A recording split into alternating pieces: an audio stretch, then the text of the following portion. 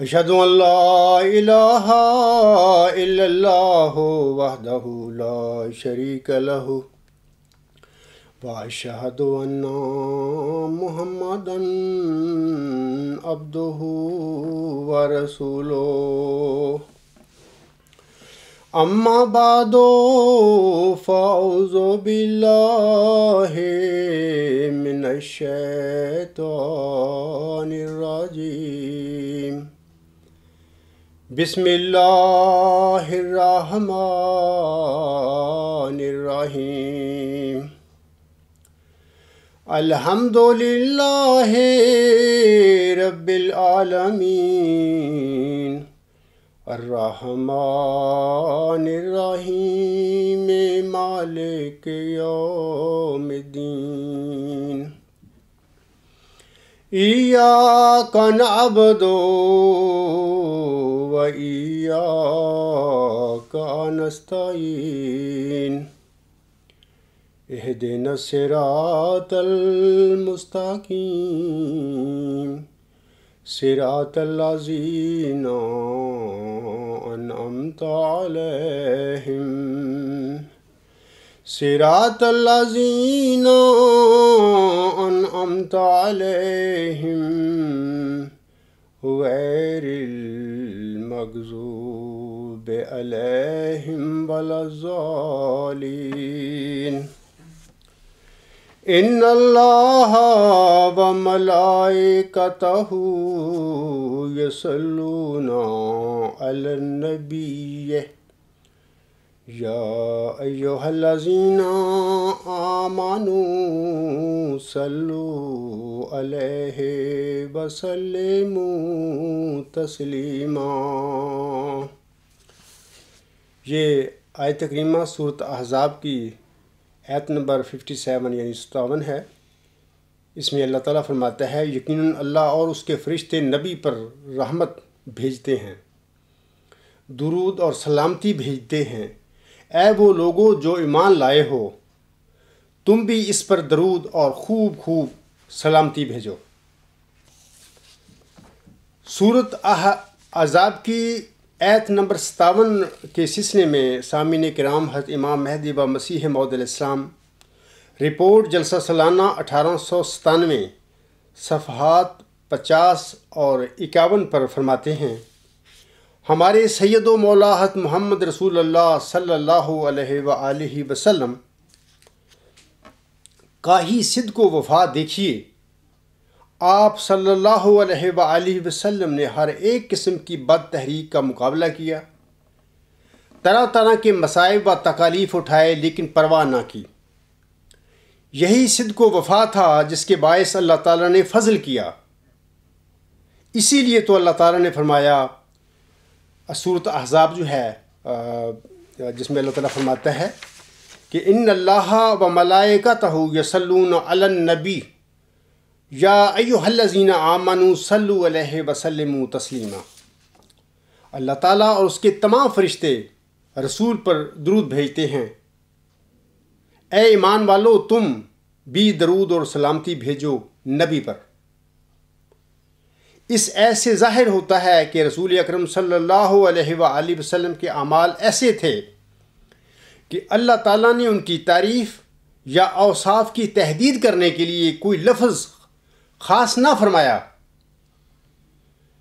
لفظ تو مل سکتے تھے لیکن خود استعمال نہ کیے، یعنی آپ صلی اللہ علیہ وآلہ وسلم کے اعمال صالحہ کی تعریف و تحدید سے بیرون تھی۔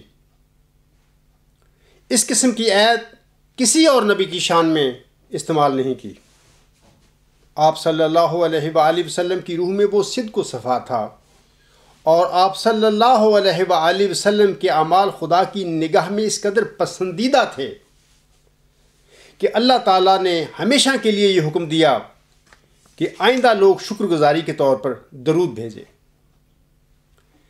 اسی طرح اسی آیت کے سلسلے میں حضور علیہ السلام الحکم جلد 5 نمبر 2 مورخص 17 جنوری 1901 کے صفحہ 2 پر فرماتے ہیں، رسول اللہ صلی اللہ علیہ وآلہ وسلم کے واقعات پیش آمدہ کی اگر معرفت ہو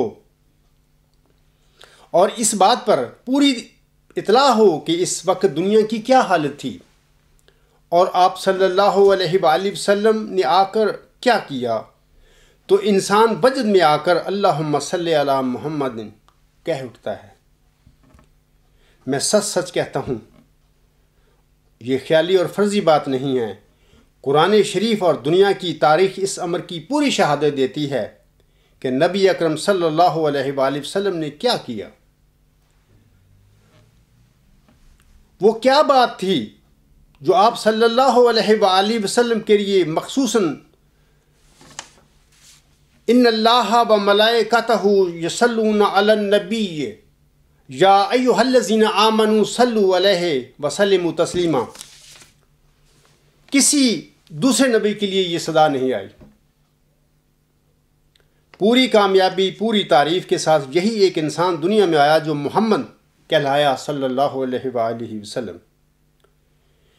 یہ تو تھے حضرت امام مہدی و مسیح موعود علیہ السلام کے الفاظ جو آن حضرت صلی اللہ علیہ وسلم کی شان میں آپ علیہ السلام نے فرمائے تھے، اور یہ الفاظ بھی حضور کے سامنے سورۃ احزاب کی آیت نمبر 57 کے حوالے سے بیان فرمائے ہوئے ہیں۔ خاکسار اسی طرح سورۃ الاعراف کی آیت نمبر 149 آپ لوگوں کے آگے پڑھتا ہے۔ اس آیت میں اللہ تعالیٰ نے دیگر انبیاء علیہ السلام کے بالمقابل اپنے برگزیدہ نبی حضرت محمد مصطفیٰ صلی اللہ علیہ وآلہ وسلم کا ایک اور امتیازی وصف بیان فرمایا ہے۔ وہ یہ کہ اللہ تعالیٰ اس آیت میں فرماتا ہے، یا ایھا الناس انی رسول اللہ علیکم جمیعا، کہو کہ اے لوگو میں تم سب کی طرف اللہ کا رسول ہوں۔ سامعین کرام کو علم ہونا چاہیے کہ آن حضرت صلی اللہ علیہ وآلہ وسلم کی بعثت سے پہلے جتنے بھی انبیاء علیہم السلام دنیا میں مبعوث ہوئے تھے، اللہ تعالیٰ نے کسی نبی کی شان میں یہ دو وصف نہیں بیان فرمائے تھے۔ ایک یہ کہ ان اللہ و ملائکتہ یصلون علی النبی یا ایھا الذین آمنوا صلوا علیہ وسلموا تسلیما، یقیناً اللہ اور اس کے فرشتے نبی پر، اس نبی پر درود بھیجتے ہیں، رحمت بھیجتے ہیں۔ اے وہ لوگو جو ایمان لائے ہو، تم بھی اس نبی پر درود اور سلامتی بھیجو۔ ایک یہ بات۔ دوسری یہ کہ اللہ تعالیٰ نے فرمایا ہے کہ سورۃ الاعراف کی آیت نمبر 149 میں، یا ایھا الناس انی رسول اللہ علیکم جمیعا، کہو کہ اے لوگو میں تم سب کی طرف اللہ کا رسول ہوں۔ کسی نبی کے متعلق اللہ نے یہ باتیں نہیں فرمائی، کسی نبی نے اپنی زندگی میں یہ دعویٰ نہیں کیا تھا کہ میں سب دنیا کی طرف اللہ کا رسول ہوں، یا کسی نبی کے متعلق اللہ تعالیٰ نے یہ نہیں فرمایا تھا کہ یقیناً اللہ اور اس کے فرشتے اس نبی پر درود اور سلامتی بھیجتے ہیں، یعنی نہ حضرت نوح علیہ السلام پر، نہ حضرت ابراہیم علیہ السلام پر، موسیٰ، عیسیٰ، جتنے بھی انبیاء ہو گزرے ہیں پہلے، یہ امتیازی نشانات، وصف، اوصاف اللہ تعالیٰ نے آن حضرت صلی اللہ علیہ وآلہ وسلم بانی اسلام کے متعلق اپنے قرآن کریم میں یہ الفاظ استعمال فرمائے ہوئے ہیں۔ اے میرے بہنوں، بھائیوں اور اے میرے برادران اسلام، ہر سال ہم 12 ربیع الاول کے دن آن حضرت صلی اللہ علیہ وآلہ وسلم کی پیدائش کا دن بڑی دھوم دھام سے مناتے ہیں۔ مسجدوں پر چراغاں کرتے ہیں، میلادیں مناتے ہیں اور جلسے اور جلوسوں کا انعقاد بھی کرتے ہیں۔ یہ سب باتیں بہت اچھی اور خوش آئند ہیں، لیکن سوال پیدا ہوتا ہے کہ عید میلاد النبی صلی اللہ علیہ وآلہ وسلم منا لینا، مسجدوں پر چراغ کر لینا اور جلسے اور جلوس منعقد کر لینا ہی کیا ہمارے لیے کافی ہے؟ اس قسم کے چراغاں اور جلسے جلوسوں کا انعقاد کر کے کیا ہماری ذمہ داریاں پوری ہو جاتی ہیں؟ میں جواباً عرض کرتا ہوں کہ ہرگز نہیں۔ ہماری اصل ذمہ داریاں تو یہ ہیں کہ ہم اپنے پیارے نبی صلی اللہ علیہ وآلہ وسلم کی اعلیٰ و اکمل تعلیم کا اپنے وجودوں میں اظہار کریں، یعنی ہم اپنی زندگی کا ہر پل آن حضرت صلی اللہ علیہ وآلہ وسلم کے اسوہ حسنہ کے مطابق گزاریں۔ کچھ سوچو اور کچھ تھوڑا غور کرو کہ کتنے اعلیٰ اور عظیم و شان نبی صلی اللہ علیہ وآلہ وسلم کی امت ہیں ہم، اور ہم آج 15 صدیاں بعد کیا بنے بیٹھے ہیں۔ کیا ہم 100 کے قریب فرقوں میں بٹے ہوئے نہیں ہیں؟ کیا ہم نے کبھی اپنے گریبان میں بھی جھانکا ہے؟ اس دکھ کا اظہار کرتے ہوئے علامہ اقبال کہتے ہیں، فرقہ بندی ہے کہیں اور کہیں ذاتیں ہیں، کیا زمانے میں پنپنے کی یہی باتیں ہیں؟ ایک دوسری جگہ پر وہ فرماتے ہیں، شور ہے ہو گئے دنیا سے مسلمان نابود، ہم یہ کہتے ہیں کہ تھے بھی کہیں مسلم موجود۔ وضع میں تم ہو نصارہ تمدن میں تو تمدن میں حنود، یہ مسلمان ہیں جنہیں دیکھ کے شرمائیں یہود۔ یوں تو سید بھی ہو مرزا بھی ہو افغان بھی ہو، تم سبھی کچھ ہو بتاؤ تم مسلمان بھی ہو۔ کیا یہ عجیب بات نہیں ہے کہ آج مسلمان ہی ایک دوسرے کی تکفیر اور ایک دوسرے کو غیر مسلم قرار دینے میں لگا ہوا ہے؟ اور کیا یہ مسلمان ہی نہیں ہمارے بھائی کے جو آج کل خودکش بمبار بنے بیٹھے ہیں اور اپنے ہی معصوم بہنوں بھائیوں کو گلیوں کوچوں میں شہید کرتے پھر رہے ہیں؟ ہمیں چاہیے کہ بحیثیت مسلمان جو ہماری اصل ذمہ داریاں ہیں سامعین کرام، ان پر توجہ دیں۔ ہماری اصل ذمہ داری یہ ہے کہ ہم حضرت صلی اللہ علیہ وآلہ وسلم کے قیمتی اور انمول فرمودات اور آپ کی تعلیم کو اپنی حرز جاں بنائیں۔ کسی صحابی نے ام المومنین حضرت عائشہ صدیقہ رضی اللہ تعالی عنہا سے پوچھا کہ حضرت صلی اللہ علیہ وآلہ وسلم کا اسوہ حسنہ کیا تھا؟ آپ رضی اللہ تعالی عنہا نے جواباً فرمایا کہ حضرت صلی اللہ علیہ وآلہ وسلم چلتے پھرتے قرآن تھے۔ لہذا ہمیں بھی اگر ہم سچے مسلمان ہیں تو اپنی زندگیوں کو قرآن کریم کی پاکیزہ تعلیم کے مطابق ڈھالنا ہوگا۔ امسال عید میلاد النبی صلی اللہ علیہ وآلہ وسلم کے موقع پر ہر مسلمان اپنے آپ سے یہ عہد کرے کہ اس نے قرآن کریم کی تعلیم پر عمل پیرا ہو کر سچا مسلمان بننا ہے۔ دوسروں پر تنقید کی بجائے اپنی اصلاح کی طرف توجہ دینی ہوگی، لیکن یہ بھی واضح رہے کہ مرسلوں کی بات کچھ اور ہے۔ انہوں نے تو ان غلط عقائد اور گمراہیوں پر تنقید کرنا ہوتی ہے جن میں ان کی قومیں پھنس چکی ہوتی ہیں۔ اس تنقید سے وہ باز نہیں رہ سکتے۔ ایسا اصلاحی ایجنڈا انہیں اللہ تعالیٰ کی طرف سے بطور فرض منصبی ملتا ہے، اور وہ زندگی پر اپنے اصلاحی ایجنڈے کی تکمیل میں لگے رہتے ہیں۔ عام مسلمانوں کا یہ کام نہیں ہے کہ وہ دوسروں پر تنقید کرتے پھریں، بلکہ انہیں چاہیے کہ وہ اپنی اصلاح پر توجہ دیں۔ جب وہ اپنی اصلاح کر لیں گے تو پھر انشاءاللہ تعالیٰ انہیں دیکھ کر ان کے ماحول میں رہنے والے دیگر مسلمان خود اپنی اصلاح پر توجہ دینی شروع کر دیں گے۔ میں امید کرتا ہوں کہ اس عید میلاد النبی صلی اللہ علیہ وآلہ وسلم کے موقع پر میرے مسلمان بھائی میری یہ آزادانہ گزارشات کو اپنے پلے باندھ کر دوسرے لوگوں پر تنقید کرنے کی بجائے اپنی زندگیوں کو قرآن کریم کے مطابق گزارنے کا نہ صرف عہد کریں گے، بلکہ آئندہ عید میلاد النبی صلی اللہ علیہ وآلہ وسلم کے آنے سے پہلے اپنی زندگیوں کی اس نیک تبدیلی کا اثر اپنے ماحول پر بھی چھوڑیں گے۔ رضائے الہی اور پیارے نبی صلی اللہ علیہ وآلہ وسلم کی محبت کو پانے کے سلسلے میں اس نیک جد و جہد میں اللہ تعالیٰ آپ کی مدد فرمائے، آمین۔ یہ تو تھیں عید میلاد النبی صلی اللہ علیہ وآلہ وسلم کے سلسلے میں خاکسار نے چند گزارشات آپ لوگوں کے آگے رکھی ہیں۔ کسی شاعر نے ہمارے سب کے آقا حضرت محمد مصطفیٰ صلی اللہ علیہ وآلہ وسلم کی مدح میں کیا خوب فرمایا ہے۔ وہ کہتا ہے کہ محمد عربی بادشاہ ہر دوسرا، کرے ہے روح قدس جس کے در کی در بانے، اسے خدا تو نہیں کہہ سکیں پہ کہتا ہوں کہ اس کی مرتبہ دانی میں ہے خدا دانی۔ اب میں اپنے خطبہ کے اصل موضوع یعنی مولوی انصر صاحب اور ڈاکٹر محمد عامر صاحب کی 16 جولائی 2013 کی ڈیبیٹ کی طرف آتا ہوں۔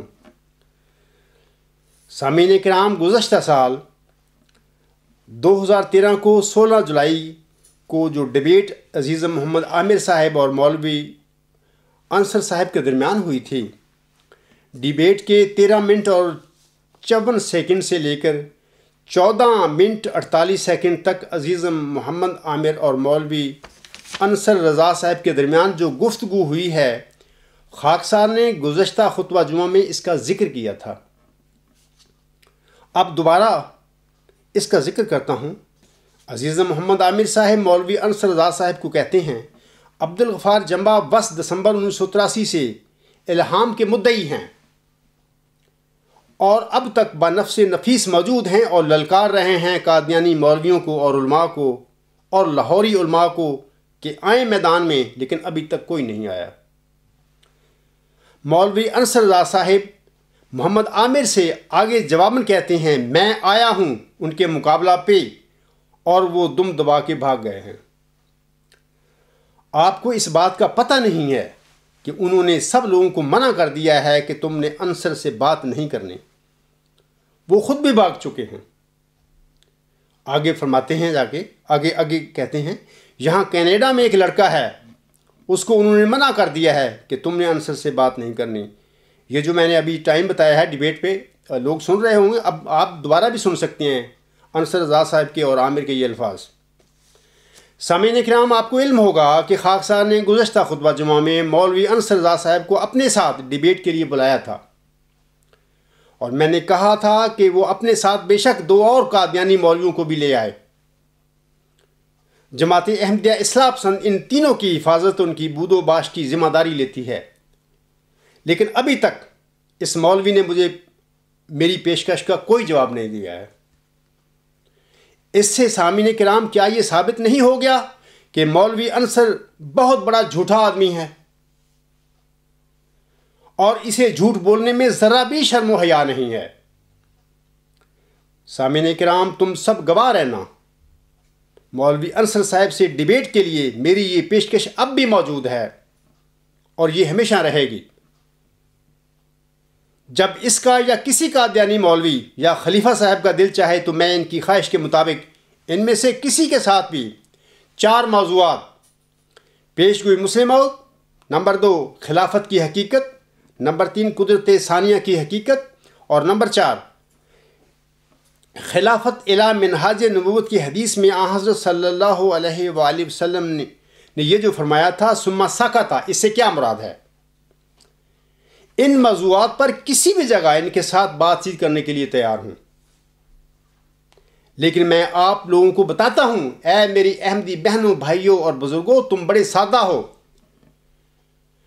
تم لوگوں کو اس قادیانی سسٹم میں اور قادیانی مولویوں نے جو قدم قدم پر جھوٹ بولتے ہیں 100 سال سے گمراہ کیا ہوا ہے، اور اجلاسوں میں اور برین واشنگ کر کے تمہارے ذہن انہوں نے معاف کر دیے ہیں۔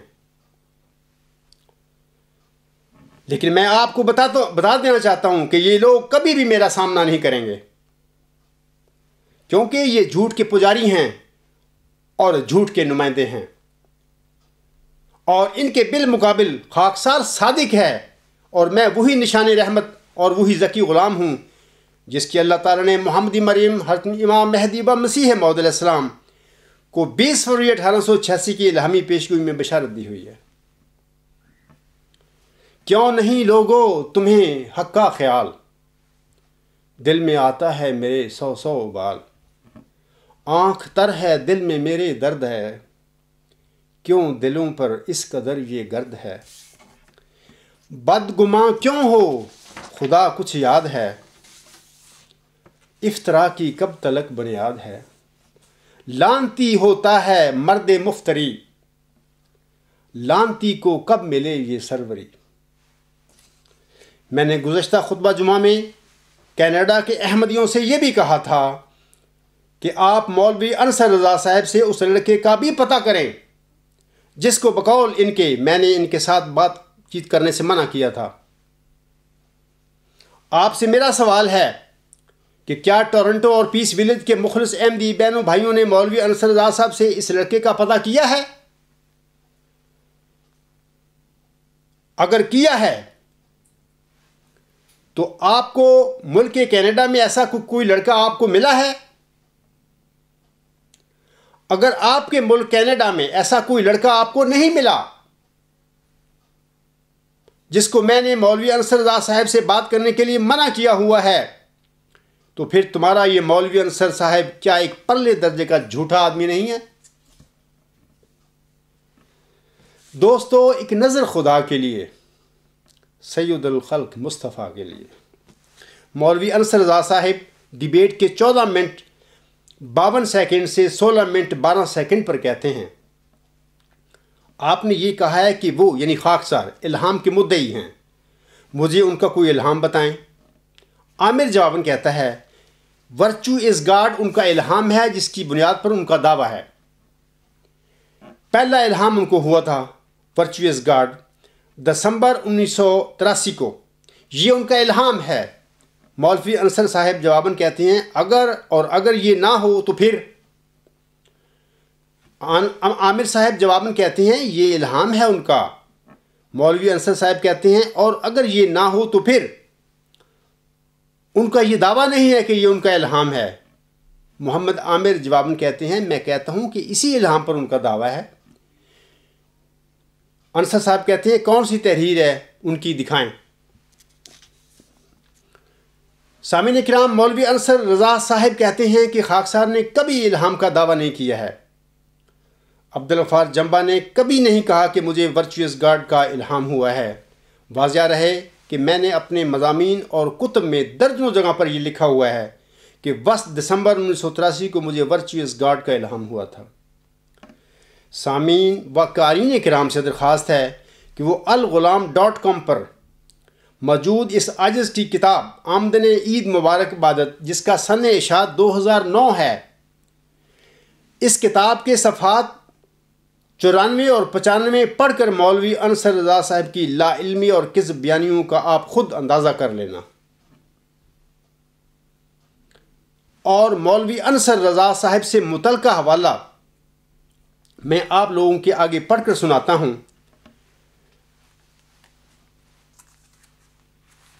یہ جو کتاب ہے میری، آمدن عید مبارک عبادت، آن ایئر ہے الغلام.com پہ، آپ وہاں سے یہ صفحات پڑھ سکتے ہیں۔ میں آپ لوگوں کو پڑھ کے سنا دیتا ہوں۔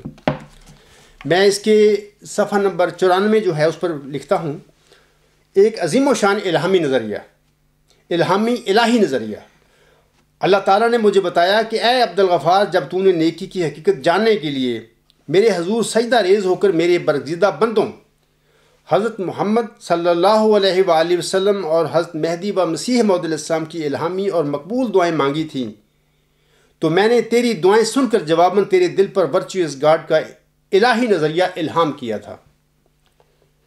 اور اے عبدالغفار، کیا تو میرے اس الہام کے بعد دہشت زدہ ہو کر میرے آگے رونے نہیں لگ گیا تھا؟ بالکل اسی طرح جس طرح میرا بندہ موسیٰ، جب میں نے اسے فرعون کی طرف جانے کا حکم دیا تھا تو وہ بھی میرا یہ حکم سن کر دہشت زدہ ہو گیا تھا۔ پھر اے عبدالغفار، میں نے تیرے دل کو مضبوط کر کے دوبارہ ورچوئس گاڈ کے الفاظ تیرے دل پر نازل کیے۔ اب کی دفعہ تو ثابت قدم رہا اور تو نے اپنے قلم کے ساتھ یہ الفاظ لکھے تھے۔ تو یہ الفاظ میں نے چند سطریں پڑھی ہیں اس کتاب کی، اور آپ سب لوگ یہ جناب مولوی انصر رضا صاحب کی جھوٹ اور کذب بیانیوں کا مشاہدہ کرنے کے لیے اس کتاب کے مذکورہ صفحات پڑھ کر اپنا اندازہ کر لینا کہ یہ کتنا جھوٹا آدمی ہے۔ مولوی انصر رضا صاحب، اب تیرے جھوٹ کا کیا بنے گا؟ تو جھوٹ بولتا پھر رہا ہے۔ مجھے تیرے پر افسوس ہے کہ علامہ اقبال کا یہ شعر تو اپنے وجود میں سچ کر رہا ہے۔ علامہ صاحب فرماتے ہیں، دین اللہ فی سبیل اللہ جہاد، دین ملا فی سبیل اللہ فساد۔ اب میں تھوڑی سی یہ ورچوئس گاڈ جو ہے اس کے تھیسس کے جو لکھا تھا میں نے، چونکہ یہ سوال اٹھے ہیں اور اس نے انصر رضا نے اٹھائے ہیں ڈیبیٹ میں چاہتا ہوں کہ لوگوں کو اس سلسلے میں کچھ آگاہ کر دوں، کچھ باتیں۔ شاید آج تک میں نے کبھی مطلب کہ کسی خطبہ میں یا کسی مضمون میں اتنی زیادہ تفصیل سے نہیں لکھی تھی۔ یاد رکھیں کہ جب دارالحمد میں سجدہ میں وہ الہامی دعائیں جو میں نے پڑھیں، حضرت صلی اللہ علیہ وآلہ وسلم اور حضرت امام مہدی و مسیح موعود السلام کی، تو اس سجدے میں ہی اللہ تعالیٰ نے میری کیفیت بدل دی، اور میں وہ سجدہ میں جانے والا عبدالغفار نہ رہا، بلکہ بالکل مکمل طور پر جسم میری شکل وہی رہی ہے، آج تک ہے، لیکن میں وہ انسان بدل گیا۔ یہ اللہ تعالیٰ کا عجیب بات تھی میرے ساتھ ہوئی ہے، یہ ایک روحانی واقعہ ہے جو اس عاجز کے ساتھ ہوا۔ میں ابھی تک کبھی نہیں مجھے پتہ لگا یہ کیا ہوا میرے ساتھ۔ میں صرف آپ کو لوگوں کو بتاتا ہوں کہ میں صرف اتنا کہہ سکتا ہوں آپ لوگوں کو کہ یہ ایسا واقعہ تھا کہ جیسا کہ اللہ تعالیٰ سورۃ یاسین میں فرماتا ہے انما امرہ اذا اراد شیئا ان یقول له کن فیکون۔ اللہ تعالیٰ فرماتا ہے کہ جب میں کسی بات کا ارادہ کرتا ہوں، میری حالت تو یہ ہے کہ جب میں کسی بات کا ارادہ کر لیتا ہوں تو صرف اس کے لیے کہتا ہوں کن، یعنی ہو جا، تو وہ ایسا ہو جاتا ہے۔ ایسے ہی میرے ساتھ بھی یہ کن ہو گیا۔ بہرحال سجدے سے اٹھنے کے بعد اسی دن یا اگلے دن شام کے وقت یہ جو میں نے ابھی تحریر پڑھی ہے کہ ورچوئس گاڈ کا الہام مجھ پر نازل ہو گیا، اور ایک دو دن کے بعد میں نے پھر ایک خط میں اپنے ایک دوست کو ربا میں یہ لکھا کہ اللہ تعالیٰ نے مجھ پر یہ لفاظ نازل فرمائے ہیں۔ میرے دوست نے اپنے ایک آگے دوست تھا ان کا، وہ جامعہ احمدیہ میں ایک پروفیسر تھا، انگریزی پڑھاتے تھے، وہ ان کا دوست تھا، تو ان سے ذکر کیا کہ عبدالغفار نے یہ خط لکھا ہے، یہ بتایا ہے کہ ورچوئس گاڈ اللہ تعالیٰ نے مجھ پر یہ الفاظ نازل فرمائے ہیں۔ تو اس پروفیسر صاحب نے بھی یہ سن کر یہی کہا کہ یہ عقل کی بات نہیں ہو سکتی، یہ یقیناً اللہ کے ہی کلام ہے جو اس بندے پر نازل ہوا ہے۔ آج بھی یہ دونوں میرے دوست بھی، یہ آئندہ بننے والا میرا برادر نسبتی تھا، وہ آج بھی جرمنی میں موجود ہے، اور اس طرح یہ پروفیسر صاحب جو ہیں جامعہ احمدیہ کے سابقہ انگریزی کے پروفیسر تھے، یہ آج دنیا میں موجود ہیں۔ یہ جو میں باتیں کر رہا ہوں، اگر کوئی چاہے تو ان سے یہ ان کی تصدیق کر سکتا ہے۔ ابھی سامعین کرام میں نے تھیسس لکھنا شروع نہیں کیا تھا، یہ 1984 کی بات ہے۔ میں نے اپنے جامعہ احمدیہ کے یہ جو دوست تھا، پروفیسر تھا، انگریزی پڑھاتا تھا، یہ جو میرے دوست کا دوست تھا، میرے بھی دوست تھا، تھوڑا بہت بعد میں زیادہ دوست میرا بھی بن گیا۔ میں نے اپنے اس پروفیسر سے یہ خواہش کا اظہار کیا کہ میں جماعتی علماء کے ساتھ نیکی کی ماہیت کے متعلق کچھ بات کرنا چاہتا ہوں۔ تو یہ بڑے مہربان تھے، میرے دوست تھے، یہ مجھے لے گئے اس وقت کے جامعہ احمدیہ کے پرنسپل کے پاس، میں نام بھولتا ہوں ان کا، اس وقت معین یاد نہیں ہے۔ بال ان سے جب ملے تو بات ہوئی نیکی کی، میں نے پوچھا کہ نیکی کیا ہے یا اس کی ماہیت کیا ہے، تو انہوں نے 2 لفظوں میں یہ بات ختم کر دی میرے ساتھ۔ انہوں نے یہ کہا کہ عزیزم جب آپ نیکی کے متعلق کچھ لکھیں تو وہ مجھے بھی دکھانا۔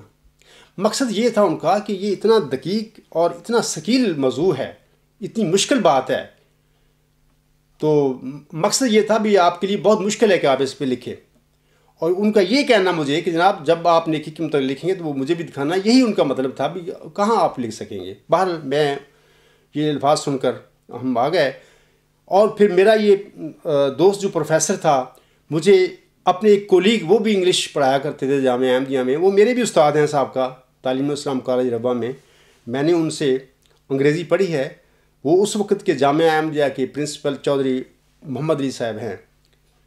تو یہ دونوں مطلب کہ جامعہ احمدیہ میں انگلش پڑھایا کرتے تھے، ان کے کولیگ تھے۔ بل میں اور وہ پروفیسر صاحب ان کے پاس گئے، چودھری صاحب کے پاس، کیونکہ میرے استاد بھی تھے۔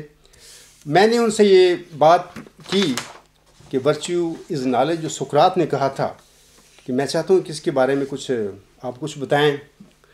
تو میرے استاد تھے چودھری صاحب نے 2 لفظوں میں یہ بات ختم کر دی۔ انہوں نے کہا کہ عزیزم ورچیو از نالج جو سقراط کا قول ہے، بغیر الہام کے اس کی حقیقت کا پتہ نہیں چل سکتا۔ میرا وہ پروفیسر دوست بھی اس دنیا میں زندہ ہے، اور اللہ کرے میرے استاد جو ہیں چودھری محمد علی صاحب وہ بھی زندہ ہوں دنیا میں۔ بہرحال یہ 1984 کی باتیں ہیں۔ انہوں نے مجھ سے کہا کہ عزیزم بغیر الہام کے سقراط کے اس قول کا پتہ نہیں چل سکتا۔ اور یہ بھی میں آپ لوگوں کو بتانا چاہتا ہوں، میں تو کبھی زندگی میں فلسفہ پڑھا نہیں، میں تو ایک سیاسیات کا طالب علم رہا ہوں۔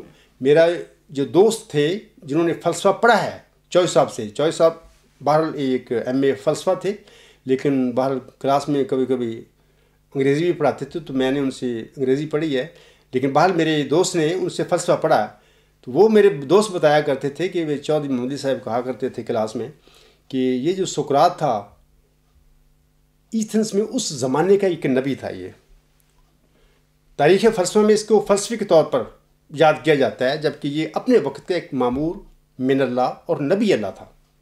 اور میں یقین رکھتا ہوں کہ یہی بات سچ ہے کہ یہ شخص اپنے وقت کا ایتھنس کا نبی تھا. آگے میں آپ لوگوں کو بتاتا ہوں کہ عزیزم محمد عامر صاحب ان کو کہتے ہیں، یعنی مولوی انصر صاحب کو کہتے ہیں کہ ان کی ایک کتاب ہے ورچوئس گاڈ، اس میں ان کا یہ الہام ہے. انصر صاحب کہتے ہیں آگے سے، اور اس میں وہ یہ نہیں کہہ رہے کہ یہ ان کا الہام ہے، وہ تو کہتے ہیں کہ یہ افلاطون کا قول ہے، اور ان کی بنیاد پر ان کو یہ بات سمجھ آئی ہے. میں نے ان کی کتابیں پڑھی ہیں. انصر صاحب آپ نے میری کتابیں پڑھی ہوتی تو کم از کم یہ جو ابھی میں نے آپ کو پڑھ کے سنایا ہے کہ میں نے یہاں پر اس 2009 کی کتاب ہے لکھی ہوئی، اس میں میں نے کہا ہے کہ یہ الہام ہے اللہ کا مجھ پر نازل ہوا تھا. اگر آپ نے میری کتابیں پڑھی ہوتی تو تم ایسے بیان دیتے پھرتے.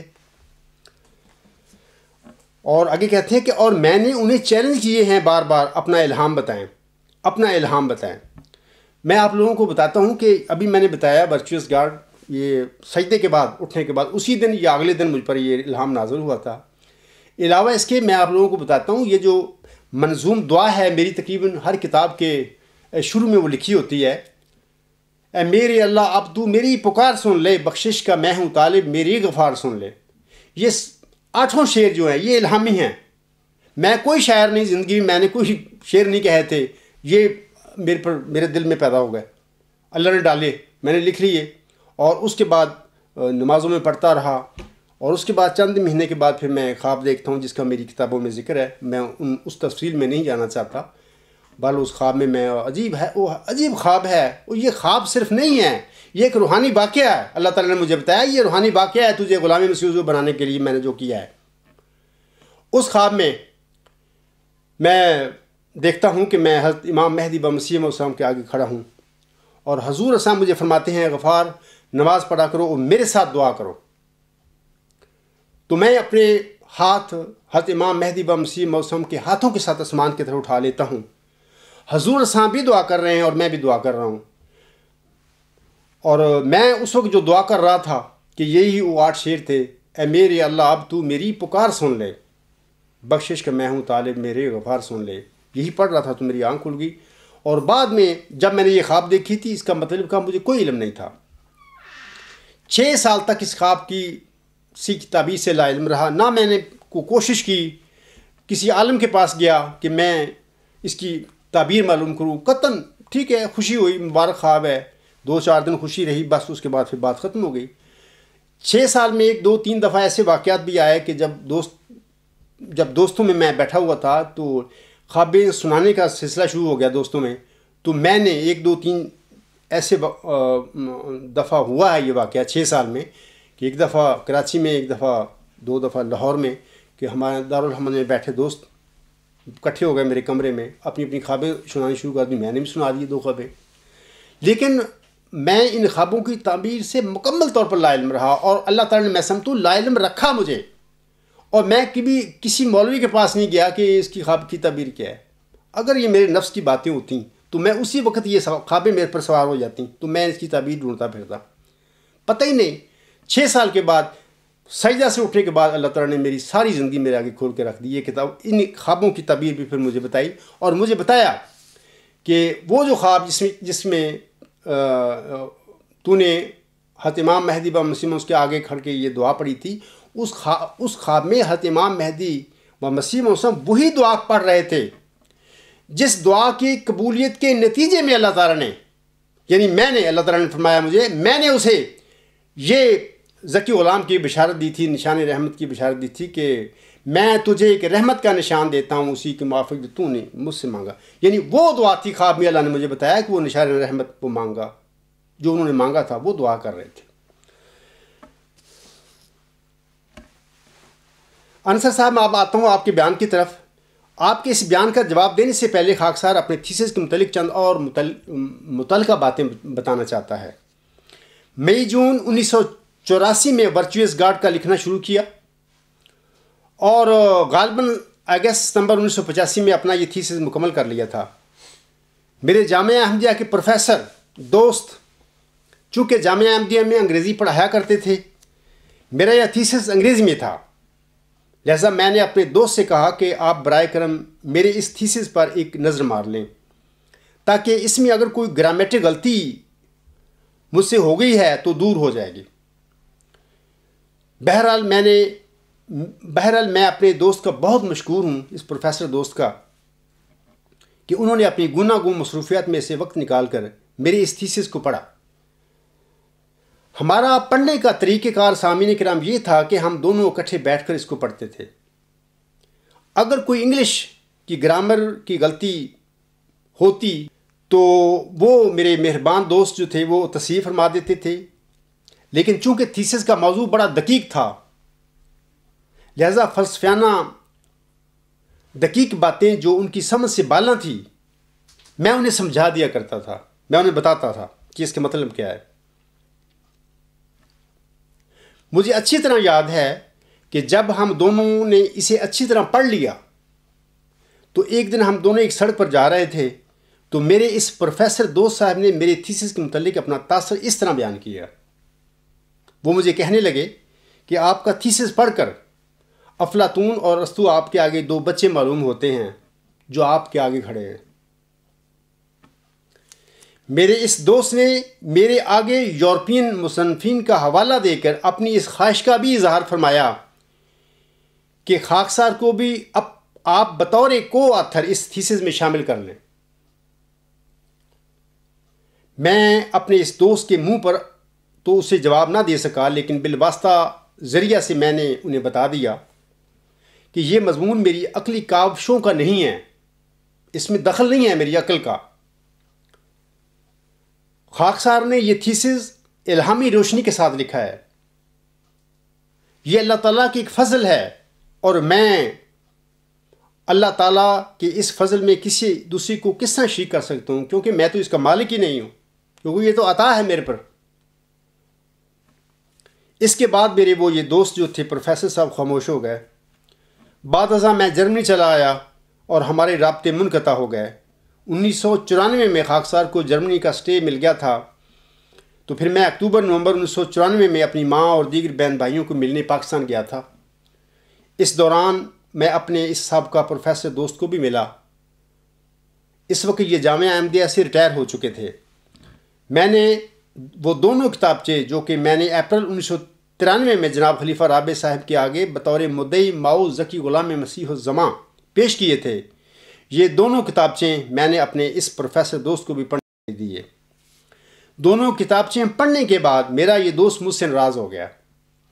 یعنی وہی جو ہر احمدی کے ذہن میں یہ بشیر الدین محمود کے متعلق یہ اس کے دعویٰ کے متعلق یہ ڈال دیا گیا ہے کہ بس وہی سچے تھے وغیرہ وغیرہ.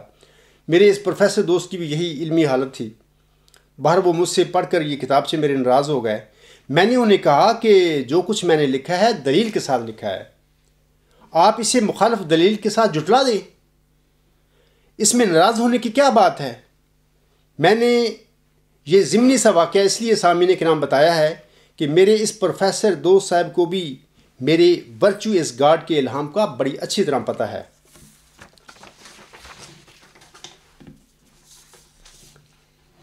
تھیسس کو مکمل کرنے کے بعد میں نے اس کو ٹائپ کروایا اور اس کی 5 کاپیاں کروائیں.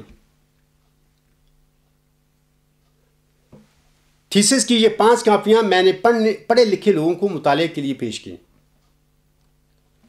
میں آپ لوگوں کو بتانا چاہتا ہوں کہ وہ اوریجنل جو میں ٹائپ کروایا تھا تھیسس اس 1984 میں، یہ اس کی کاپی میرے پاس ہے پڑی ہوئی، ابھی بھی میرے پاس ثبوت کے لیے پڑی ہوئی ہے. اگر کوئی دیکھنا چاہے تو میں اس کو دکھا سکتا ہوں. ان 5 کاپیوں میں سے میں نے ایک بہت پڑھا لکھا ایک دوست تھا میرا، وہ بڑا انٹرسٹڈ تھا اس میرے مضمون کو پڑھنے کے لیے. انہوں نے مجھ سے ایک کاپی لی اور انہوں نے پڑھنا شروع کر دیا. وہ ہر دن پڑھتے تھے اور مجھے بتاتے جاتے تھے کہ عبدالغفار میں نے اتنا پڑھ لیا ہے، پھر اگلے دن اتنا پڑھ لیا ہے. بہرحال جب انہوں نے پورا یہ تھیسس پڑھ لیا تو انہوں نے مجھے کہا کہ آپ کی یہ باتوں کو it is very difficult to refute, ان کو جھٹلانا بہت مشکل ہے کیونکہ آپ منطق کے مطابق بات کر رہے ہیں اور وہ ممکن نہیں ہے، یہ علم کی بات ہے، وہ تو جھٹلائی نہیں جا سکتی۔ بال اس کے بعد میں ایک ناظر تعیم تھا، ان کو دیا، اور انہوں نے بھی پڑھا، اور ان کے بھی ہاں اس کو بات کو ورچوئس گاڈ کو جھٹلایا نہیں جا سکتا۔ لندن مسجد کے ایک سابقہ امام صاحب تھے، ان کو بھی میں نے دیا، انہوں نے بھی پڑھا، پڑھنے کے بعد انہوں نے بھی بہرحال اپریشیٹ کیا، بہرحال انہوں نے یہ بھی کہا کہ مجھے فلسفہ میں زیادہ درک نہیں ہے، تو بہرحال آپ نے بڑا اچھا لکھا ہے، جو اپنا موضوع ہے آپ کا اس کو کور کیا ہے آپ نے۔ لیکن انہوں نے پھر آگے مجھے جماعت احمدیہ کی جو حضور اسلام کی کتابیں ہیں اردو میں، ان کی جو انگلش میں ٹرانسلیشن کے لیے آفر کی کہ آپ ایسا کریں کہ آپ کی بڑی اچھی انگلش ہے، آپ ترجمہ کریں۔ تو میں نے ان سے کہا کہ ہاں اگر مجھے وقت ملا تو انشاءاللہ یہ جو آپ نے آفر کی ہے میں اس کے پر غور بھی کروں گا، انشاءاللہ میں آپ سے ملوں گا بھی۔ بہرحال اس کے بعد پھر میں جرمنی چلا آیا۔ اسی طرح میری بیگم جو ہے، ان کے قریبی رشتہ دار تھے، انہوں نے بھی ان کو میں نے دیا، لیکن وہ ایسے وہ جب انہوں نے مجھ سے لیا تھیسس، وہ انہوں نے پہلے ہی مجھے سنا دیا کہ میں اس پہ تبصرہ نہیں کروں گا۔ میں نے ان سے کہا کہ آپ پڑھیں، اس کے بعد آپ کا حق ہے اس پہ جو میں نے لکھا ہے اس پہ کمنٹ کریں، مطلب کہ غلط ہے یا ٹھیک ہے، اس میں کیا حرج والی بات۔ وہ مانے نہیں، وہ کہتے میں نے تبصرہ نہیں کرنا۔ بہرحال چلو اللہ ان کو خوش رکھے جہاں پہ بھی ہیں وہ۔ اچھا، ایک اور میں بتاتا ہوں کہ ایک میں نے کاپی اس وقت کے ایک تعلیم الاسلام کالج ربا کی شعبہ فلسفہ کے ایک پروفیسر تھے، ان کو میں نے دی، تو وہ انہوں نے پڑھی۔ میں نہیں سمجھتا وہ اس کو کتنا سمجھ آئی، لیکن ایک حیرانگی کی بات ہے، وہ آج تک میرے ذہن میں ہے، وہ کبھی نہیں گئی، محو نہیں ہوئی۔ پروفیسر صاحب مجھے کہتے ہیں کہ ایک میں آپ کی غلطی کی اصلاح کر دوں کہ یہ جو قول آپ سقراط کا کہتی ہیں، یہ سقراط کا نہیں، یہ ارسطو کا ہے۔ حالانکہ یہ ارسطو کا نہیں ہے، نہ افلاطون کا ہے، یہ سوکریٹک ایک پروورب ہے، ایک سٹیٹمنٹ ہے، ایک کانسیپٹ ہے۔ مجھے بڑی حیرانی ہوئی کہ یہ فلسفہ پڑھاتے ہیں کالج میں، تو فلسفے پڑھانے والوں کا یہ علم کا یہ حال ہے کہ اس کو یہ بھی نہیں پتہ کہ یہ سقراط کا قول ہے۔ بہرحال انہوں نے میری تصحیح کی، میں نے کہا سر ٹھیک ہے، آپ نے میری تصحیح فرما دی۔ یہی بات آج یہ کہہ رہا ہے مولوی انصر صاحب کہہ رہے ہیں، وہ بھی یہی کہتے ہیں کہ غفار صاحب کہتے ہیں کہ یہ افلاطون کا قول ہے، حالانکہ میں نے کبھی نہیں کہا افلاطون کا قول ہے ہی نہیں افلاطون کا قول، یہ تو سوکریٹک قول ہے۔ ورچوئس نالج سقراط کا بڑے عظیم و شان ایک فلسفانہ ایک تھیوری ہے، اس میں بھی بڑی بحثیں ہیں، کوئی اس کو ایتھیکل تھیوری کہتا ہے، بل میں اس کو تھیوری آف نالج کہتا ہوں۔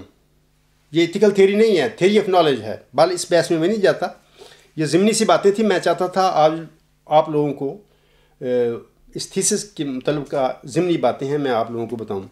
میرا ایک اور رشتہ دار تھا، برادری کا بندہ تھا، پڑھا لکھا انسان ہے، آج کل لندن میں ہوتے ہیں، تو ان کو بھی میں نے دیا ہے پڑھنے کے لیے، تو انہوں نے پڑھ کر بڑا اپریشیٹ کیا مجھے، اور میری والدہ صاحب کو ملے، اور میری والدہ صاحب کے آگے بہت تعریف کی میرے اس مضمون کی، اس تھیسس کی۔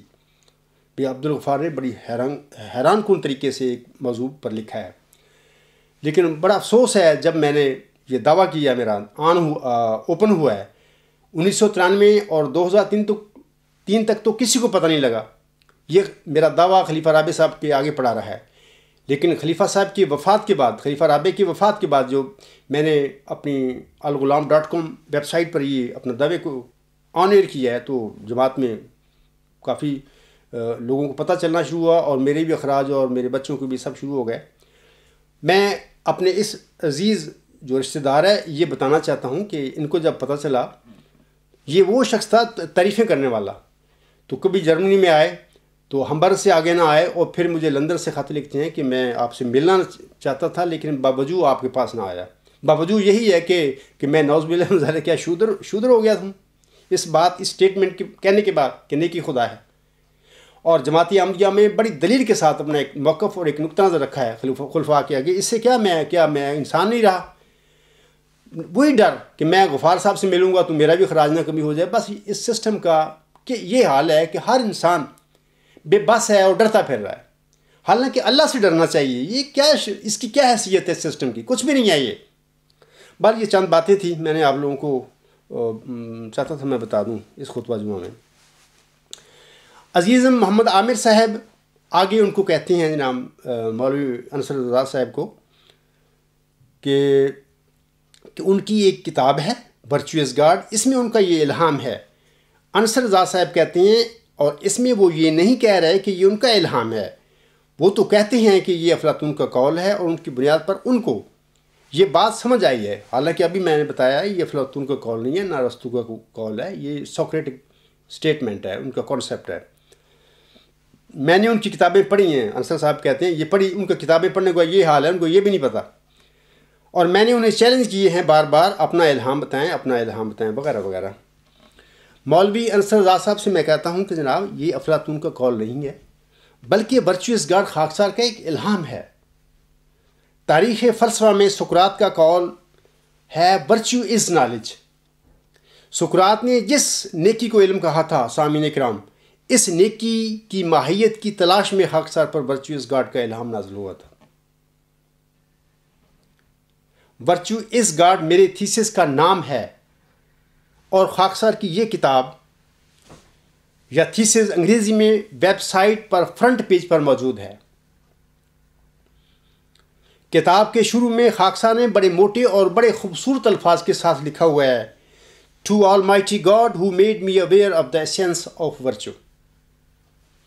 مولوی انصر صاحب انگریزی کے اس فقرے کا کیا مطلب ہے؟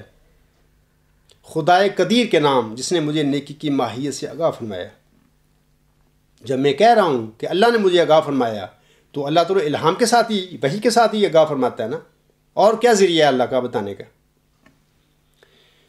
یہ نیکی سامعین کرام جس کو سقراط نے اپنے قول اور اپنی فکر میں علم قرار دیا تھا، اسی نیکی کے سلسلے میں برطانوی مایا ناز پروفیسر اور فلسفی W.T. اسٹیس اپنی شورۂ آفاق کتاب ایک critical history of Greek philosophy کے صفحہ 149 پر لکھتا ہے، But as for Socrates, the sole condition of virtue is knowledge, and as knowledge is just what can be imparted by teaching, it followed that virtue must be teachable. The only difficulty is to find the teacher, to find someone who knows the concept of virtue. What the concept of virtue is, that is, thought Socrates, the precious piece of knowledge, which no philosopher has ever discovered, and which, if it were only discovered, could at once be imparted by teaching, whereupon men would at once become virtuous۔ یہ جو انگریزی جاننے والے لوگ سمجھ گئے ہوں گے ان الفاظ میں جناب W.T. اسٹیس نے کیا کہا ہے۔ میں اس جو ان کا الفاظ ہیں اس کا ترجمہ کر دیتا ہوں اپنے اردو جاننے والے سامعین کے لیے۔ اسٹیس صاحب کہتے ہیں، لیکن جیسا کہ سقراط کے لیے نیکی کی تنہا شرط اس کا علم ہونا ہے۔ آج کل یہ جو مجدد صاحب بنے پھرتے ہیں، کہتے ہیں بڑے الہام ہوتے ہیں ہمیں، یہ جو میرے اس ورچوئس گارڈ تھیسس کو بھی نعوذ باللہ من ذالک کہتے ہیں شیطانی نظریہ ہے۔ میں ان پہ بعض کو سوچتا ہوں اور مجھے حیرانگی آتی ہے کہ یہ کیسے لوگ ہیں، ان کو عقل ہی نہیں، ان کو پتہ ہی نہیں، انہوں نے میری کتابیں نہیں پڑھی، میں کیا کہہ رہا ہوں؟ میں تو کہتا ہی نہیں جس کو یہ نیک کام لے کے پھر رہے ہیں کہ جو غفار صاحب نیک کام کو کہہ رہا ہے، عمل صالح کو خدا کہہ رہا ہے، نعوذ باللہ من ذالک، اور انہوں نے پڑھی ہیں کتابیں میری، اس کے باوجود پھر یہ جھوٹے الزام مجھ پہ لگا رہے ہیں۔ ان کو خدا کا خوف نہیں، ہم کیا کر رہے ہیں اس بندے کے متعلق؟ اس نے تو کہا ہی نہیں عمل صالح یا نیک کام کو خدا، اور یہ کہتے ہیں کہ ہمیں ہماری مکالمہ و مخاطبہ ہوتا رہتا ہے اللہ سے۔ مجھے بڑا افسوس ہے آپ لوگوں کو اللہ نے یہ نہیں بتایا کہ یہ تم کیا بک بک کرتے ہو اس بندے کے لیے۔ اس نے تو یہ کہا ہی نہیں نیک کام یا عمل صالح کو خدا، اس نے کہا ہی نہیں۔ اللہ تعالیٰ ان کو بچائے، یہ کیا کرتے پھر رہے ہیں اور اپنی آخرت بھی خراب کرتے پھر رہے ہیں۔ اس کا اقتباس کا یہ اردو ترجمہ ہے، لیکن جیسا کہ سقراط کے لیے نیکی کی تنہا شرط اس کا علم ہونا ہے، اور جیسا کہ علم قطعی ہے جس کو بذریعہ تعلیم سکھایا جا سکتا ہے، اس سے معلوم ہوا کہ نیکی بھی قابل تعلم ہونی چاہیے۔ مشکل صرف یہ ہے کہ کسی معلم کو ڈھونڈا جائے جو نیکی کے تصور کو جانتا ہو، نیکی کا وہ تصور جسے سقراط نے سوچا اور جو علم کا انمول جز ہے، جس کو کسی مفکر نے آج تک دریافت نہیں کیا، اور اگر کبھی وہ دریافت ہو گیا تو فوراً اسے پڑھایا جائے گا، اور اس طرح انسان فوراً نیک ہو جائیں گے۔ یہ وہ بات ہے۔ اے میرے احمدی بہنوں، بھائیوں اور بزرگوں اور دیگر برادران اسلام، یہی وہ آسمانی حربہ ہے، ورچوئس گاڈ، جو کہ دین اسلام کا ادیان باطلہ پر غلبے کی وجہ بننے والا ہے۔ اسی آسمانی حربہ کے سلسلے میں حضرت امام مہدی و مسیح موعود علیہ السلام اپنے 14 جنوری 1897 کے اشتہار مجموعہ اشتہارات جلد 2 صفحہ 304 تا 305 پر فرماتے ہیں، آپ سام فرماتے ہیں، اب وہ دن نزدیک آتے ہیں کہ جو سچائی کا آفتاب مغرب کی طرف سے چڑھے گا اور یورپ کو سچے خدا کا پتہ چلے گا، اور بعد اس کے توبہ کا دروازہ بند ہوگا، کیونکہ داخل ہونے والے بڑے زور سے داخل ہو جائیں گے اور وہی باقی رہ جائیں گے جن کے دل پر فطرت سے دروازے بند ہیں اور نور سے نہیں بلکہ تاریکی سے محبت رکھتے ہیں۔ قریب ہے سب ملتیں ہلاک ہوں گی مگر اسلام، اور سب حربے ٹوٹ جائیں گے مگر اسلام کا آسمانی حربہ، کہ وہ نہ ٹوٹے گا اور نہ کند ہوگا جب تک دجالیت کو پاش پاش نہ کر دے۔ وہ وقت قریب ہے کہ خدا کی سچی توحید، جس کو بیابانوں کے رہنے والے اور تمام تعلیموں سے غافل بھی اپنے اندر محسوس کرتے ہیں، ملکوں میں پھیلے گی۔ اس دن نہ کوئی مصنوعی کفارہ باقی رہے گا اور نہ کوئی مصنوعی خدا،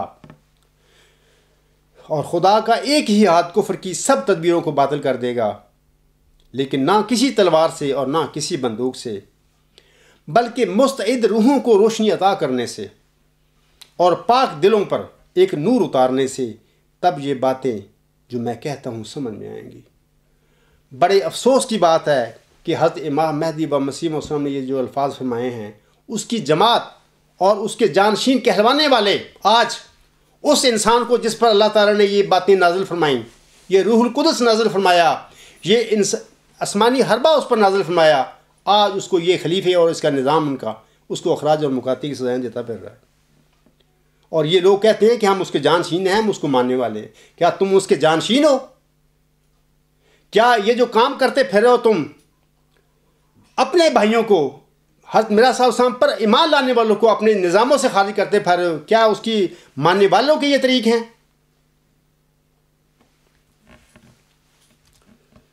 سامعین کرام، جس آسمانی حربے کا اس حضور صاحب نے اپنے الفاظ میں ذکر فرمایا، یہ ورچوئس گاڈ وہی آسمانی حربہ ہے۔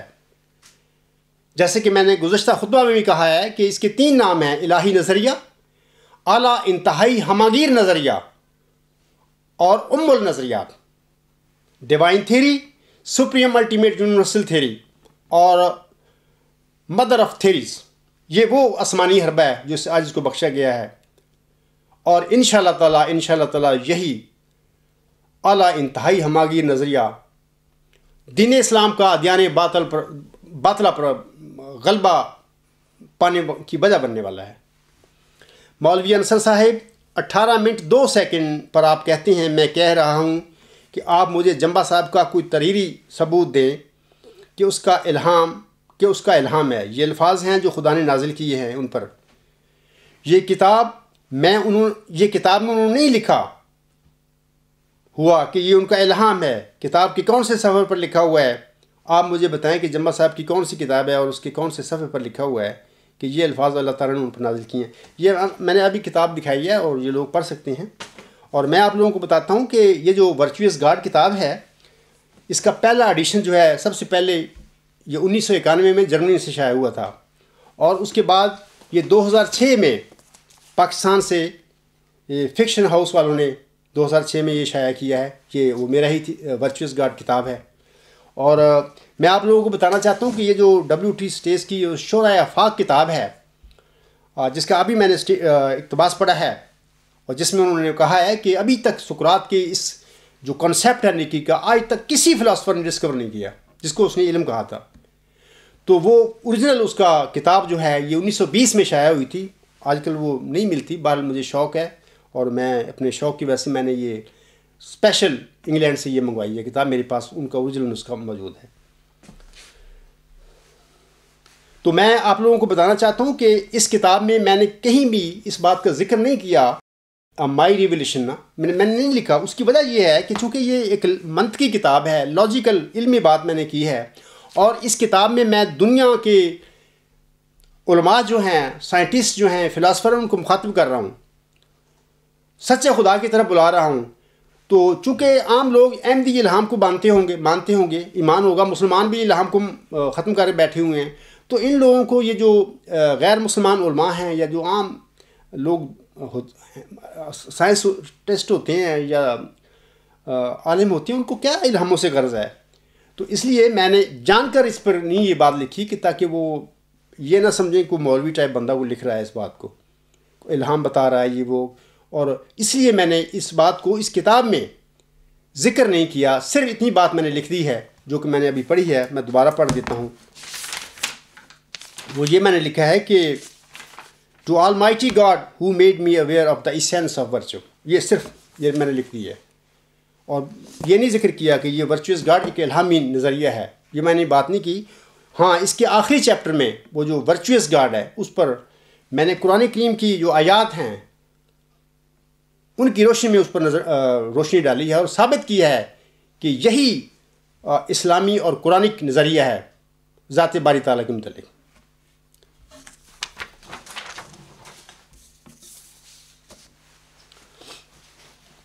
عزیزم عامر صاحب 16 منٹ 30 سیکنڈ پر کہتے ہیں کہ آج میں ان کا ایک ادنا غلام کہہ رہا ہوں کہ ان کی ورچوئس گاڈ یہ ایک الہامی کتاب ہے. یہ خطبہ الہامیہ کی طرح الہامی کتاب ہے. انصر اس میں جو باتیں لکھی ہیں وہ ساری خدا نے ان کو بتائی ہیں. مولوی انصر صاحب محمد عامر صاحب کو کہتے ہیں کہ آپ کو پتہ نہیں، آپ کو اتنا پتہ نہیں کہ وحی کے الفاظ میں اور خدا سے رہنمائی پا کر لکھے جانے میں کیا فرق ہے. ان کا تو یہ دعویٰ ہی نہیں ہے کہ یہ وحی کے ذریعے لکھی گئی ہے وغیرہ.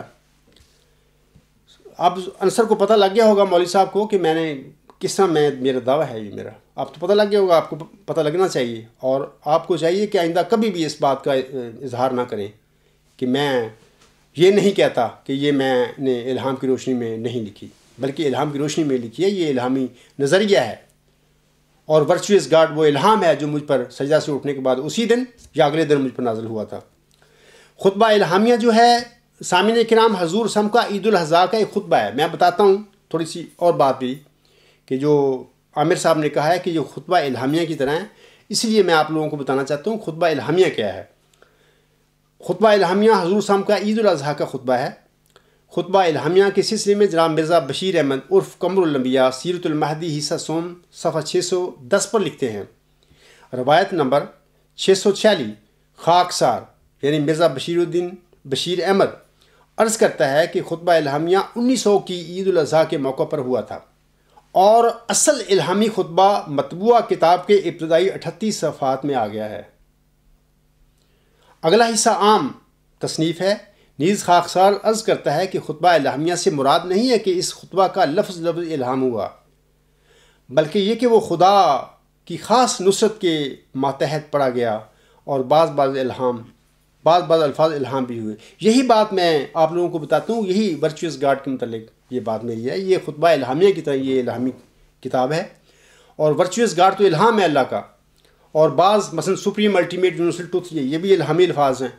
فیسز آف ورچو یہ الہامی الفاظ ہیں. پورا مضمون جو ہے اللہ تعالیٰ نے میری رہنمائی فرمائی، الہاماً مجھے بتایا، اور میں نے اپنے الفاظ میں وہ میں لکھتا گیا. میں آپ لوگوں کو یہ بھی بتاتا ہوں کہ یہ جو ورچوئس گاڈ یہ کتاب ہے، جیسے آپ لوگ جانتے ہیں کہ مسیح عیسیٰ علیہ السلام پر انجیل کتاب نازل ہوئی ہے، قرآن میں اس کا ذکر ہے. آپ لوگوں کو پتہ ہونا چاہیے جو انجیل کی کتاب اس وقت جو ہے یہ تو ترجمہ شدہ کتابیں ہیں ان کی. یہ اصل میں وہ جو اصل عبرانی الفاظ جو الہام ہوئے تھے مسیح عیسیٰ علیہ السلام پر، وہ انہوں نے زبانی اپنے شاگردوں کو، اپنے حواریوں کو بتائے تھے. تو وہ ان پر اطلاع آ گیا صلیب کا واقعے کا. پھر اللہ تعالیٰ جہاں اللہ کی مرضی تھی جب ان کو صلیب سے بچا کر لے گیا. بعد ازاں ان کے حواریوں نے 100-150 سال کے بعد عبرانی زبان میں پھر یہ باتیں، ان کی جو تعلیم تھی، انجیل جس کو ہم کتاب کہتے ہیں، جس کا قرآن میں ذکر ہے، اس کو نقل کیا، لکھا. تو انجیل کتاب جو موجودہ ہے یہ تو ترجمہ شدہ ہے. اس وقت کی جو پہلی انجیل لکھی ہوگی عبرانی زبان میں، اس کے پھر ترجمے ہونے شروع ہو گئے. آج تو بہت ساری زبانوں میں اس کے ترجمے ہیں. تو مقصد یہ ہے بعد میں پھر اس کتاب میں پھر تحریف و تبدل ہوتا رہا.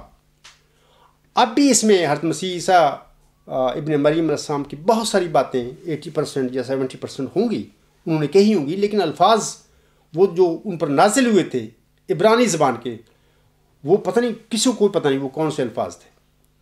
بہرحال اب ان کے ترجمے ہو گئے ہیں، لیکن میں آپ لوگوں کو کہتا ہوں کہ یہ اس عاجز کا خود لکھا ہوا الہامی روشنی کے ساتھ ہی لکھا ہوا یہ مضمون ہے، یہ تھیسس ہے۔ اس کا ورچوئس گارڈ جو ٹائٹل ہے وہ بھی الہامی ہے۔ تو الحمدللہ اس لحاظ سے اگر دیکھا جائے تو اس کتاب کی اتھینٹسٹی زیادہ ہے، کیونکہ وہ جو انجیل ہے وہ تو ترجمہ شدہ ہے اور اس میں تحریف ہو چکی ہے اور معنی بدل دیے گئے ہیں۔ جتنے فرقے ہیں عیسائیوں میں انہوں نے اپنے اپنے مقصد کے مطابق اس میں تحریف کر لی ہے۔ اس لیے ہم اس کو یہ نہیں کہہ سکتے کہ بالکل 100% یہ آج کل جو انجیل ہے یہ حضرت مسیح عیسیٰ ابن مریم علیہ السلام کا الہامی کلام ہے، وہ نہیں کہہ سکتے ہم لوگ۔ سامعین کرام، حضرت امام مہدی و مسیح موسم اپنی عربی کتاب نور الحق کی صفحات 13 تا 16 پر فرماتے ہیں، حضور صاحب فرماتے ہیں، پس ایسے شخص پر جو مومن مسلمان پرہیزگار ہے اور خدا سے جیسا کہ حق ڈرنے کا ہے ڈرتا ہے، واجب ہے جو حبل اللہ سے جو قرآن ہے پنجہ مارے اور اس کے غیر کی کچھ پرواہ نہ کرے جو اس کا مخالف ہے، اور جب اس پر کھلے کہ بعض علماء سلف میں سے یا خلف میں سے کسی بات کے سمجھنے میں غلطی میں پڑ گئے ہیں تو اس کی دیانت سے بعید ہوگا کہ ان غلطیوں کی پیروی کرے اور آنکھ بند کر کے ان کو قبول کر لے اور کسی سمجھانے والے کے سمجھانے سے باز نہ آوے اور ہمیشہ انہی غلطیوں پر اڑا رہے اور اس سچائی کی طرف جو کھل گئی اور اس ہدایت کی طرف جو ظاہر ہوگی التفات نہ کرے، کیونکہ جب ایک امر ثابت ہو گیا تو اس کے قبول کرنے سے چارہ نہیں اور اس سے کوئی گریز کی راہ نہیں۔ مثلا رسول اللہ صلی اللہ علیہ وآلہ وسلم نے فرمایا ہے کہ لا ادوا، یعنی ایک مرض دوسرے کو نہیں لگتی، یعنی تجاوز نہیں کرتی ایک چیز دوسری تک، لیکن طبی تجارب سے اس کے مخالف ثابت ہو گیا۔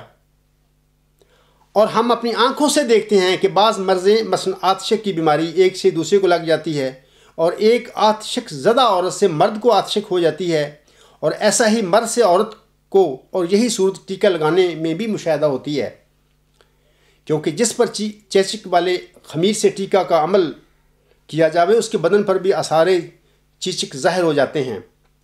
پس یہی ادوا ہے، سو ہم کیوں کر اس کا انکار کر سکتے ہیں، کیونکہ اس کا انکار علوم حسیہ بدیہیہ کا انکار ہے جو تجارب طبیہ سے ثابت ہو چکے ہیں، اور ان میں بچوں کو بھی شک نہیں رہا جو کوچوں میں کھیلتے پھرتے ہیں، چے جائے کا عقل مند مرد کو کچھ شک ہو۔ پس ہمارے لیے ضروری ہے کہ ہم اس حدیث کی تعویل کریں اور ان معنی کی طرف پھیر دیں جو ثابت شدہ حقیقت سے مخالف نہیں، اور اگر ہم ایسا نہ کریں تو گویا ہم ایک مخالف کو بلائیں گے تا وہ ہم پر اور ہمارے مذہب پر ٹھٹھا کرے، اور اس صورت میں ہم ٹھٹھا کرنے والوں کے مددگار ٹھہریں گے۔ پس ہم اس حدیث کی تعویل یوں کریں گے کہ رسول اللہ صلی اللہ علیہ وآلہ وسلم نے اپنے قول لا ادوا میں ہرگز یہ ارادہ نہیں کیا کہ من کل الوجوہ ایک کی مرض دوسرے میں سرایت نہیں کرتی، اور کیوں کرا حضرت صلی اللہ علیہ وآلہ وسلم ایسا کہہ سکتے تھے جبکہ آپ نے ایک دوسری حدیث میں مجذوبوں سے پرہیز کرنے کے لیے ممانعت فرمائی ہے اور ان کے چھونے سے ڈرایا۔ پس حضرت صلی اللہ علیہ وآلہ وسلم کی اس حدیث سے بجز اس کی کوئی مراد نہیں تھی کہ تمام تاثیریں ادوی وغیرہ کی خدا تعالیٰ کے ہاتھ میں ہیں، اور بجز اس کے حکم اور ارادہ اور مشیت کے اس عالم کون اور فساد میں کوئی مؤثر نہیں۔ اور جب کہ ہم نے یہ تعویل کی تو ہم نے اعتراض کرنے والوں سے رہائی پائی، اور مجھے اس ذات کی قسم ہے جس کے ہاتھ میں میری جان ہے کہ رسول اللہ صلی اللہ علیہ وآلہ وسلم نے اس مقام اور اس کے مشابہ دوسرے مقاموں میں جیسے نزول حضرت عیسیٰ وغیرہ میں بجوز تعویلی معنوں کی اور کبھی مراد نہیں لیے۔ پس تم مفسدوں کے فتنوں کے مددگار مت بنو، یہی سچی بات ہے، سچ کو قبول کرو، اور اگرچہ ایک بچہ کے منہ سے نکلا ہو، کیونکہ تمام سعادت حق کے قبول کرنے میں ہے۔ سو مبارک وہ لوگ جو حق کے قبول کرنے کے لیے جھک جاتے ہیں، اور وہ لوگ جو ہم سے عداوت رکھتے ہیں وہ حق کو قبول نہیں کرتے، باوجود کہ کچھ اس میں دقت نہیں، بلکہ وہ اپنے دلوں میں جانتے ہیں کہ وہ صریح اور صاف حق ہے، اور جب ان کو کہا جائے کہ حق کھل گیا ہے اب تم اس کو قبول کرو اور ان معنی پر ایمان لاؤ جن کا صحیح ہونا ثابت ہو گیا، تو کہتے ہیں کہ کیا ہم ایسی باتوں کو مان لیں جو ہمارے متقدمین کے اقوال کے مخالف ہیں، اور اگرچہ ان کے متقدمین نے اپنی رائے میں خطا کی ہو۔ یہ حضور صاحب کی عربی کتاب ہے نور الحق، اس کا یہ حضور نے ترجمہ کیا ہوا ہے۔ تو یہ روحانی خزائن جلد 8 صفحات 13 تا 16 پر حضور صاحب کے یہ الفاظ ہیں۔ تو میں اپنے احمدی بہنوں، بھائیوں اور بزرگوں اور علماء کو یہ بتانا چاہتا ہوں کہ دیکھیں کہ یہ جو حضور صاحب نے فرمایا ہے، اور بعض ایسی باتیں ہیں اگر ان کو ظاہر میں لیا جائے تو پھر یہ سارے اعتراضات ہمارے پیارے نبی صلی اللہ علیہ وسلم پر پڑ جاتے ہیں۔ حضور صاحب نے ان کی تعویل کر کے بتا دیا کہ اصل حضرت صلی اللہ علیہ وسلم کے بعض باتوں کے بتانے کے یہ تھے۔ ایسے ہی یہی بات میں آپ لوگوں سے کہتا ہوں کہ میں آپ سب کو نصیحت کرتا ہوں کہ اب جب کہ حق اور سچائی کھل چکی ہے کہ حضرت امام مہدی و مسیح موعود السلام کا کوئی بھی جسمانی لڑکا پیش گوئی مسلم موت کے دائرہ بشارت میں نہیں آتا، یہ ثابت ہو چکا ہے، میں کر چکا ہوں، تو پھر آپ ضد اور تعصب میں اندھے ہو کر جناب مرزا بشیر الدین محمود احمد کے جھوٹے دعویٰ مسلم موت پر کیوں اڑے ہوئے ہو؟ یہ جان لو کہ جن اصحاب رضی اللہ تعالیٰ عنہم کے کندھوں پر آپ جناب خلیفہ ثانی صاحب کو مسلم موت بنانے کی ذمہ داری ڈال رہے ہو، ان سے یہ سخت غلطی ہوئی تھی۔ وہ انسان تھے، بشر تھے۔ جب اللہ تعالیٰ کے برگزیدہ انبیاء سے پیشگوئیوں کے معاملے میں سمجھنے میں غلطی اجتہادی ہو سکتی ہے تو اصحاب سے کیوں نہیں ہو سکتی؟ اور ان سے یہ سخت غلطی ہوئی تھی، اور جب کسی غلطی کا سامعین کرام علم ہو جائے تو پھر اس غلطی کو چھوڑ دینے میں ہی انسان کی عافیت اور بھلائی ہے۔ جب تک کسی غلطی کا پتہ نہ لگے تو لوگ قابل درگزر ہوتے ہیں، اللہ کے حضور میں قابل معافی ہوتے ہیں، جیسے کہ وفات مسیح عیسیٰ ابن مریم کے سلسلے میں صدیوں یہ عقیدہ مسلمانوں میں رائج رہا، لوگ اس پر ایمان رکھتے تھے، حالانکہ ایک یہ مشرکانہ عقیدہ ہے کہ ایک انسان کو ایک زندہ ہمیشہ کے لیے زندہ لوگوں نے بنا کر آسمان پر چڑھا دیا۔ لیکن یہ سارے لوگ حضرت مرزا صاحب السلام کی بعثت سے پہلے قابل درگزر تھے، کیونکہ ان کو علم نہیں تھا، کسی نے بتایا نہیں تھا۔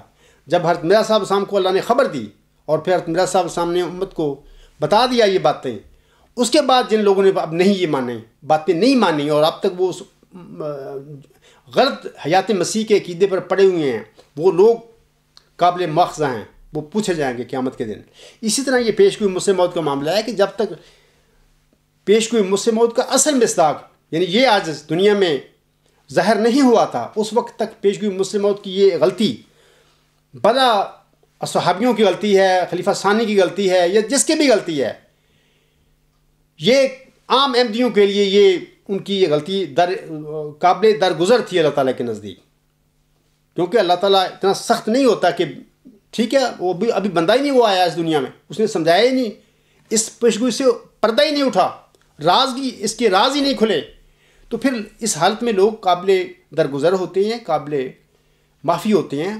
لیکن جب وہ بندہ آ گیا تم میں اور وہ اللہ تعالیٰ سے علم پا کر اس پیشگوئی کی ہر ایک جو اس کا فکر ہے یا اس کی ہر جو کن ہے اس پر سے وہ پردے اٹھاتا پھر رہا ہے، تو اب اس حقیقت کو نہ ماننا اور اپنے بزرگوں کے آباء و اجداد کی اس رویے پر ہی اڑے رہنا کہ نہیں ہمارے آباء و اجداد بھی مانتے تھے خلیفہ ثانی کو مسلم موعود، ہم بھی اس کو مان رہے ہیں، تو یہ ایک بڑی بھاری غلطی ہوگی آپ لوگوں کے لیے۔ اللہ تعالیٰ آپ کی مدد فرمائے۔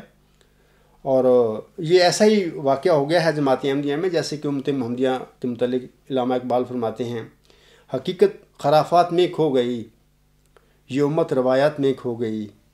بڑے افسوس کی بات ہے، افراد جماعت احمدیہ کو بھی روایتوں میں ڈال کر گمراہ کر دیا گیا ہے۔ اللہ تعالیٰ آپ سب کی رہنمائی فرمائے اور آپ سب کو صراط مستقیم کی طرف ہدایت بخشے، آمین۔ وما علینا الا البلاغ وآخر الدعوانا الحمد للہ رب العالمین۔